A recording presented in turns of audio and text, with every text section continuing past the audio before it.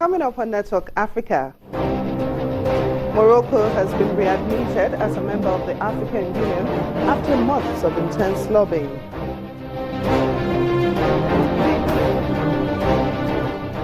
West African forces arrest a senior Gambian army general in neighboring Senegal.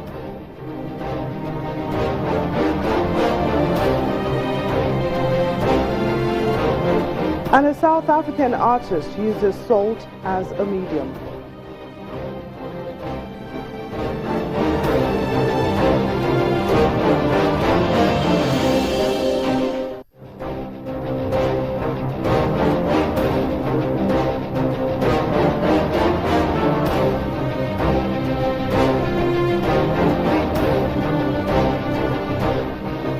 Hello and welcome to the program. I'm Temita Kwefagbim. Morocco's King Mohammed VI has addressed the African Union for the first time, saying the kingdom's readmission into the continental body is not intended to divide it. Instead, he says Morocco's membership will benefit Africa. Several countries led by South Africa, Algeria and Zimbabwe had expressed concern about Morocco rejoining the African Union without recognizing the independence of Western Sahara, but they lost the debate at the annual summit of heads of states. Morocco was readmitted as a member of the African Union on Monday, 33 years after it left. The North African Kingdom quit the AU's predecessor, the Organization of African Unity, in 1984, amid a dispute over the body's recognition of Western Sahara, most of which has been controlled by Morocco since 1976. The African Union has accepted the adhesion of Morocco, the non-conditional application of Morocco to join the African Union. We, as the Sahrawi Republic, welcome this decision. We welcome that Morocco come back to the continental home, sit beside his neighbors and brothers in Sahrawi Republic.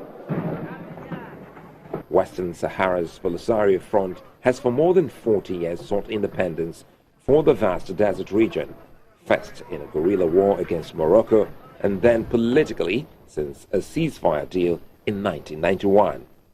Many of the Sahrawi who fled the fighting in Western Sahara have been living in refugee camps in the harsh Tindouf area in Algeria.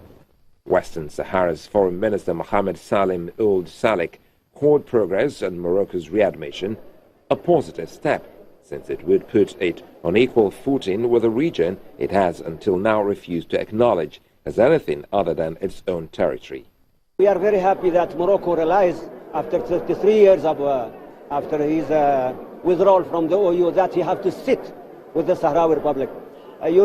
During these 33 years, Morocco have been fighting militarily. He didn't succeed to gain his illegal occupation. And the whole international community didn't recognize any sovereignty of Morocco over Western Sahara. Now Morocco is realizing that he has to sit with the Sahrawi Republic. Morocco was the only country in Africa that was not a member of the continental body. Meanwhile, African Union leaders have chosen Chad's candidates to chair the 54-nation body. In the last round of voting, Chadian Foreign Minister Musa Faki Mohammed beat Kenya's top diplomat Amina Mohammed to secure the post as head of the Commission of the AU, which is headquarters in the Ethiopian capital. The Chadian official told a group of reporters that his nation's candidate had secured 39 votes in the final round. Faki, born in 1960, had served as foreign minister since 2008. His previous post also included a stint as prime minister. Outgoing Commissioner South Africa's Nkosazana Dlamini Zuma stayed in the post an extra 6 months after leaders failed to agree on a candidate in July. She is now tipped as a contender to succeed her ex-husband Jacob Zuma as South Africa's president. Well, let's get more on this story from a career diplomat and a former special representative to the African Union Commission, Ambassador Akinfayomi. You're welcome to the program, Ambassador. Thank you very much. What do you make of Morocco's readmission into the African Union? Oh, well, it's been something that has been late in coming. We've been expecting that will happen. Morocco is part of Africa, and Africa is indispensable to Morocco, and I think Morocco is also indispensable to Africa. So it's, in spite of the Western Sahara issue, Morocco has been making inroads into coming back to the African Union fold. And I think it's a good step in the right direction. So how do you think this will play out with Morocco now in the African Union? What effect will it have on its bid to maintain control over Western Sahrawi? Yes, you know that the Sahrawi Arab Republic has been declared since 1976, and many African countries are supporting that country, including Nigeria. So Morocco knows that it is high time to get back to Africa. It has the economic issues that it has to resolve. It wants to be a major player on the African continent, and you cannot allow the self-determination of the Sahrawi Arab Republic to stand in that way. I think the King Mohammed of Morocco took a right decision to say, look, enough is enough. We still continue to engage about Western Sahara, but let us get into the African Union, and it can be decided among ourselves instead of being an outsider in the whole show. Guinea's Alpha Condé has been appointed as chairman of the African Union, while Chad's Foreign Minister Moussa Faki Mahamat is the chairperson of the African Union Commission. What sort of leadership are you expecting from these two men, and what are some of the challenges they might face while in office? Yeah, I know Mr. Faki. He's been foreign minister since 2008 for Chad, and he's always been at the African Union summits and other issues, social and economic council and all that.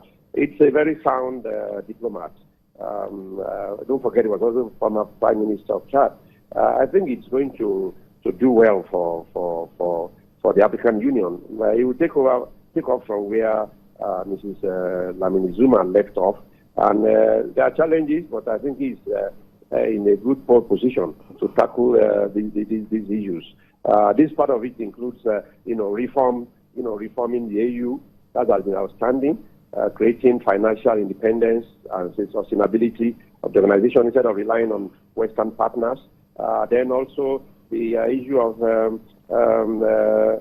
face-off between regional organizations like ECOWAS, like SADC, with the AU. All these issues, gender relations, climate change. He has his work cut out for him, but I think Mr. Faki is in a good position to tackle all these issues. Now, former AU Commissioner